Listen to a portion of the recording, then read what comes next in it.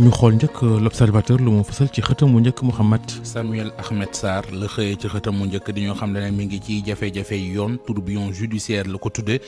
directeur général bu Senelec di Pape Toby Gaye moom it déglu nañ ko wala danañ ko déglu mi ngi dépendre ci ni ko journal bi bindee mais li mu bind mooy Pape Toby Gaye entendu plainte bopp def nañ ko jëmee ci Maxasi Abdoulaye Dia Sénico ak Tahirou Mbaye mi représenté cabinet Mazars li ko waral l'observateur mi ngi koy leeral mi ngi ñu xamalit ne assemblée nationale bu yees bi ñu war a taxawal am na nu muy demee président de la république nee nañ ko taxawal alxames jii di ñëw nee nañ Ousmane Sonko it xam leen ne daal danañu accélérer yëf yi ngir mën a wote nu mu gën a gaawee loi de finance initiale laata 31 décembre 2024 Siteu yëngal na ma Modou Lo waaye nag Modou ba léegi moo tëyee couronne roi des arènes Siteu nee na day def recours yéenekaay bii di l'observateur moo ko bind ci xëtamu njëkk ginnaaw l'observateur beneen journal muy soleil national installation ak élection président mise en place commission ak vote budget fële ci assemblée nationale lu ca nekk ak ni mu war a demee mi ngi ñu jox li mu tuddee mode d'emploi bi Vox Populi ñëw ak ñun ci ndakaaru ak mbalit bi fi am nee na ak réero amatina ci diggante kilifa yi ak ñi nga xam ne ñoom ñoo sàllu tàqale maanaam jëlee mbalit mi ci ndakaaru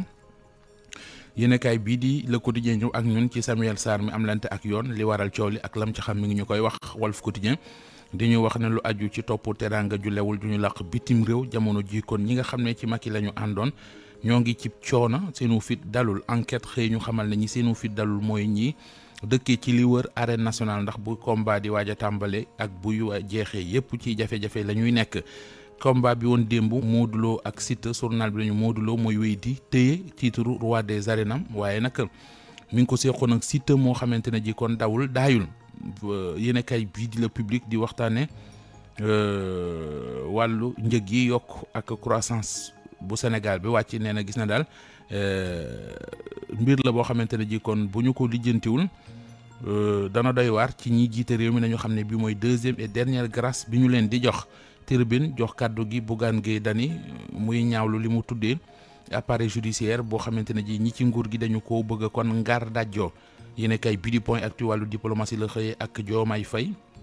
mi seq waxtaan ak Poutine lu ko jiitut am na yeneen kilifa ci àdduna bi yu mu waxtaanal tax journal bi tuddee ko Diomaye tay patron Samuel Sarr ci xët mu njëkku laas yéenekaay li waral ñu teg ko loxo moom la journal bi di leeral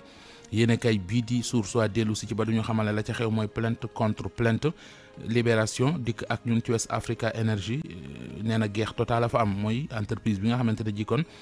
la tax ñu téye Samuel Sarr ña ngi ko ciy tudd beneen waaye ngi boobu it lëmbee na réew mi muy Amir Abo yéenekaay bi nee na ñu ndekkee moom it amoon na passeport diplomatique 14 mars 2024 lañ ko defal Ousmane Sonko mi ngi ñaax aw ñooñam mu di ñi war a dem assemblée nationale l'info moo ko bind ci xëtamu njëkk